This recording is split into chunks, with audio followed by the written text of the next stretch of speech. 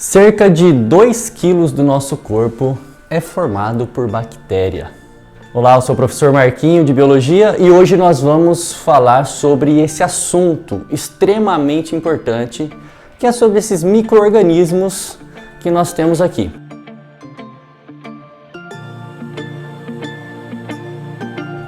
E é isso mesmo que eu disse. As bactérias fazem parte do nosso corpo desde sempre. Desde que nós nascemos, nós adquirimos essas bactérias no momento do parto.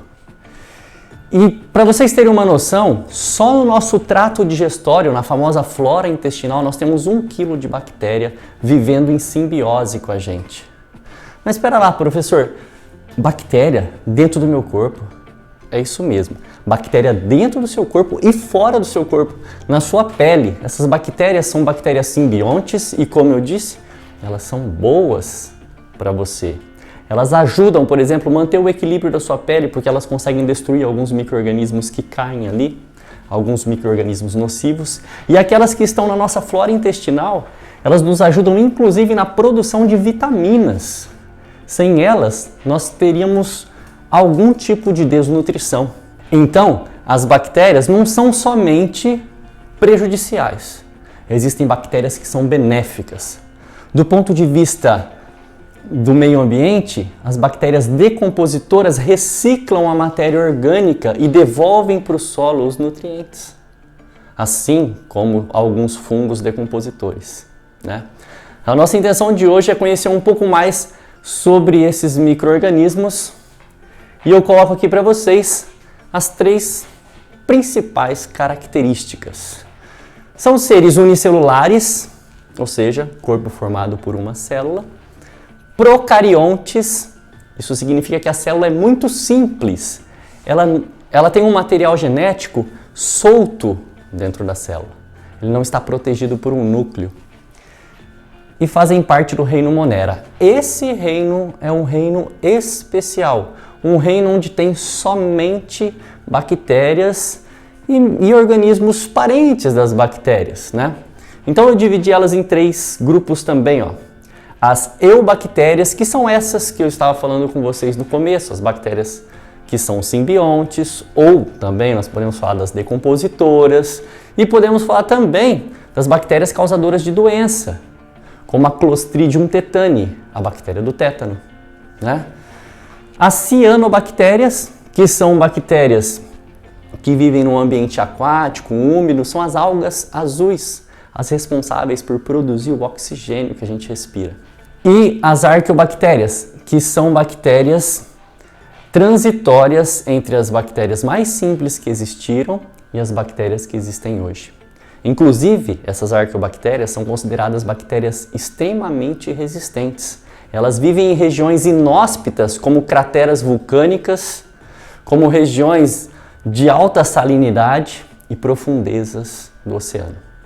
Bem, vamos então para a morfologia das bactérias, porque conhecendo a estrutura de um organismo a gente entende melhor o seu funcionamento. Vamos lá.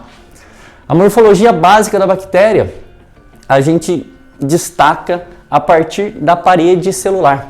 Então nós temos aqui uma parede celular de peptídeo glicano, significa que ela não é uma parede celular como das plantas, que é feito de celulose. E também não é como uma parede celular de um fungo, que é feito de quitina. É formada por proteínas e por carboidrato. Essa é uma característica muito importante para o vestibular. Depois, vamos considerar como sendo a primeira estrutura analisada aqui, a membrana plasmática. Como toda célula, a bactéria tem membrana plasmática.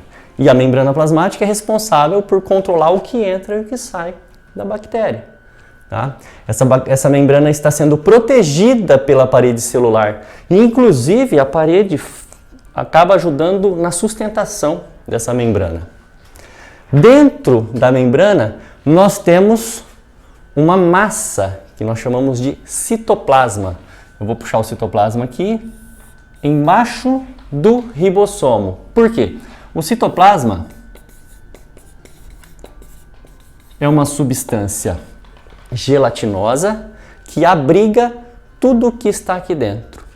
Por exemplo, essa organela aqui. Então, vou colocar número 3 no citoplasma e número 4 na única organela que a bactéria possui. É a única organela que ela tem, o ribossomo. Você percebe que tem vários ribossomos aqui dentro e eles são organelas responsáveis por produzir proteínas. Tá bem?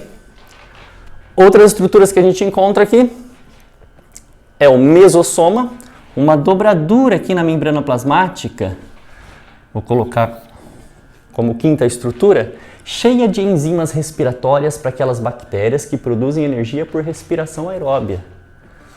Mas a gente tem que lembrar que as bactérias também podem fazer fermentação. Existem espécies de bactérias, inclusive, que produzem energia usando gás oxigênio por respiração aeróbia. E se não tiver gás oxigênio, elas conseguem produzir energia pela fermentação. Ou seja, são bactérias chamadas de facultativas. Fazem um ou outro na produção de energia, se precisar. Sexta estrutura, material genético, o DNA genômico, que é aquele DNA que está solto no citoplasma, enovelado ali, todo embolado, sem ter um núcleo protegendo ele. Esse DNA genômico solto no citoplasma caracteriza o grupo dos procariontes. Tá bem? Então, esse é o nosso material genético. E além dele, tem mais um aqui chamado plasmídio, que é a nossa sétima estrutura. O plasmídio é um material genético circular que tem como característica proteger as bactérias da invasão de outros micro-organismos. Existem genes nesse material genético circular pequenininho capaz de produzir proteínas que cortam vírus, por exemplo. Então os plasmídios são material genético também, só que com característica de resistência bacteriana. Ele ajuda a bactéria a se proteger de invasores. Tá bem? Uma vez entendido a morfologia, o professor tem uma dica muito importante para vocês aqui. Do ponto de vista de características específicas, a parede celular de peptídeo glicano eu deixaria anotado no cantinho aí do caderno. E outra coisa muito importante, para o estudo de biotecnologia, engenharia genética, eu deixaria o plasmídio destacado aí, tá? E para a gente analisar um pouco mais as funções, o trabalho, o que uma bactéria consegue fazer, nós vamos falar um pouquinho de reprodução. Observa que esse ser vivo é um ser vivo extremamente adaptado à reprodução. Existem 4 tipos de reprodução aqui, onde o mais comum, o basicão de todos, é esse aqui, ó. Vou destacar como letra A cisciparidade, onde uma bactéria duplica tudo que tem dentro dela e se divide em 2, sofre uma mitose. É uma reprodução assexuada, né? A reprodução mais simples das bactérias, chamada cisciparidade, bipartição ou divisão binária. Letra B, transformação. Algumas bactérias podem modificar seu material genético recebendo fragmentos de DNA de bactérias que morreram em volta dela. Então aqui nós temos, ó, uma bactéria que pode absorver parte do material genético de outras bactérias, aumentando a sua variabilidade. Qual é a vantagem de aumentar a variabilidade? Vamos comparar. Se você observar, esse tipo de reprodução, ele não aumenta a variabilidade. São clones sendo formados. Então, se uma bactéria morre por algum fator ambiental, a outra também vai morrer, porque ela é sensível. Já nessa situação de transformação, daqui para frente, quando a bactéria incorpora material genético de outra bactéria, ela gera uma diferença genética, e essa diferença genética pode deixá-la mais adaptada à sobrevivência, ou mais resistente a determinados fatores ambientais. No caso, a transformação é a absorção de DNA externo. A transdução é o recebimento de material genético externo de uma outra bactéria, mas por meio de um vetor. Aqui vocês estão vendo um vírus, ó. Aqui em C, vocês estão vendo a reprodução do tipo transdução, onde um vírus carrega pedaços do DNA de uma bactéria para outra bactéria. E a conjugação que por muito tempo foi um dos tipos de reprodução mais comentados no vestibular, quando a gente falava assim, a reprodução sexuada das bactérias. A gente falava da conjugação. Letra D. Na conjugação, nós temos uma bactéria doadora de material genético, doadora de plasmídio. Lembra aquele DNA circular que confere resistência? Então, essa bactéria doadora nós chamamos de F+.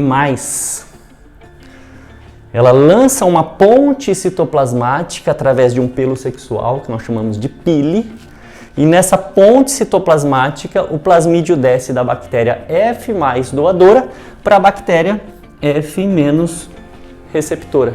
São muitas informações, então vale a pena você deixar suas perguntas nos comentários, o professor responde todas elas. Curtam o vídeo e compartilhe com algum amigo e até a próxima aula.